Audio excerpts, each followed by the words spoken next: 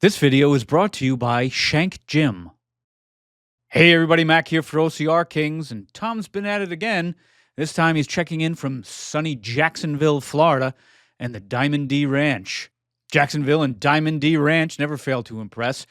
Like right from the parking lot, there's something special, like the parking attendant on horseback. It's pretty cool. And this is the inaugural stop in the Spartan Championship Series and the first big race out here on the East Coast. Tom, as always, has some interesting insights on this race, which we'll cover here, but you should definitely check out his full and unabridged version of this sit rep on his site, shankgym.com. It's dedicated to endurance athletes, and he's going to have a lot of Spartan material up there, so definitely check out Tom and shankgym.com. Excellent. Congratulations, Tom, for launching your site, brother. Now, it wouldn't be a Tom sit rep without some geological background on the event location.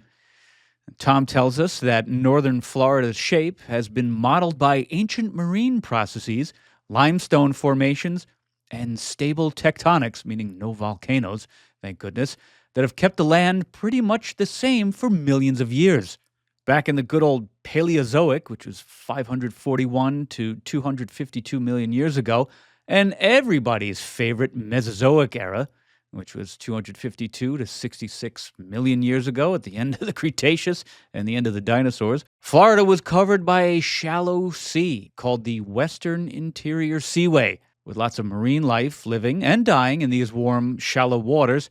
Their remains played a big part in creating huge amounts of sediment deposits, which Spartans enjoyed running on this past weekend, all of these millions of years later.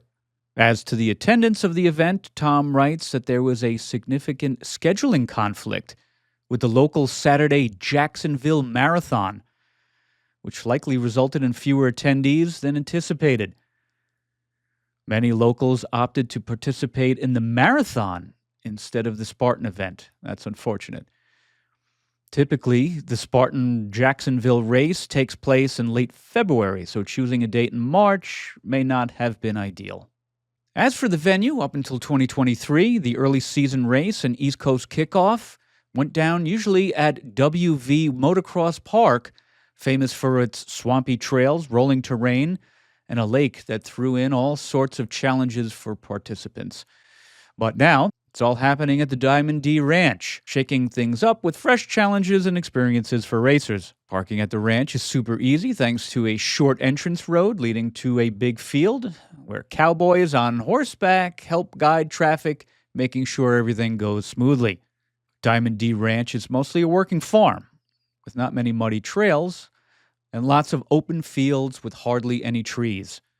If you're thinking about joining the race next year, get ready to spend a lot of time in the sun. Tom suggests using sunscreen, wearing a hat, and bringing a water bottle, since it's always smart to have your own water to stay hydrated and ready to go out there on the course.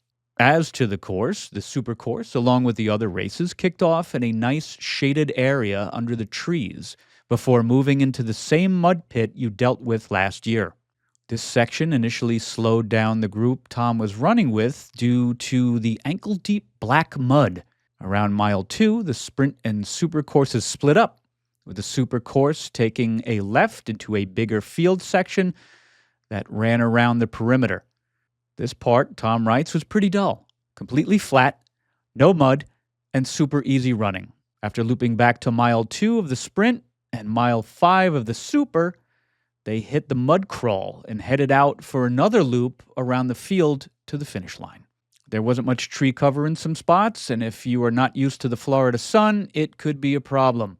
The final stretch toward the finish line looped back near the original mud trail, ending in another sloppy finish to an otherwise pretty clean race. As for the obstacles, there were a few big changes and memorable challenges that might affect future races this year. The mud crawl in Jacksonville had 4 different sections with low barbed wire and big logs scattered everywhere. Sounds pretty cool. The mud was at least 6 to 8 inches deep and super slick and super sticky. Being on a working farm, so says Tom, he, and I'm sure others, wondered what might possibly be in that mud. The inverted wall and sandbag carry came right after this muddy mess, making those obstacles twice as tough. Slip wall had really short ropes, totally changing how you approached it. So says Tom, you can't just go in and Batman it up anymore. You need a big run up to grab the bottom of the rope and hoist yourself up. A real challenge. Cool. Rumor has it this will be the norm for all championship series races. The spear throw looked brand new with fresh spears and hay bale holders. In fact, a lot of the signage for registration in other areas seemed pretty new. This was a welcome change for Tom with the spear throw, since success really depends on this obstacle. He saw a lot of spear throws stick this weekend, which is a good sign and something that makes new racers come back for more. Other obstacles seemed spread out. There were no new obstacles, and the buckets were pre-filled and pretty tight, probably new as well. This makes it easier to carry without worrying that they'll fall apart and give you a penalty. For the festival area, the vendors were out in full swing, which was a big change from the earlier SoCal race. An awesome coffee truck, Up in Smoke Barbecue, the Coast Guard, Mood Brew, Fit Bar, Swamp Fitness, and the Vitamin Shop. And a big shout out to David Best celebrating his 100th race. Here he is with Big Joe. It's just amazing. And here he is with Tom. Congratulations, David. Here's to the next 100. So in summary, the new spot at Diamond D Ranch is a nice change from the motocross park we've used before. It's got easy logistics, flat open fields for running, and it's a great warm-up for what's ahead later in the season. Tom writes, too, to stir up the controversy the OCR Kings started. There's no doubt that with the addition of the 25K trail race, that Spartan could also put a beast here at this venue. There's plenty of space, so it might be due to the level of interest rather than the ability to stage a longer event. But maybe in the future, we'll see if we could make this a trifecta weekend. And all in all, it was an awesome weekend, and just like races in the past, Jacksonville did not disappoint.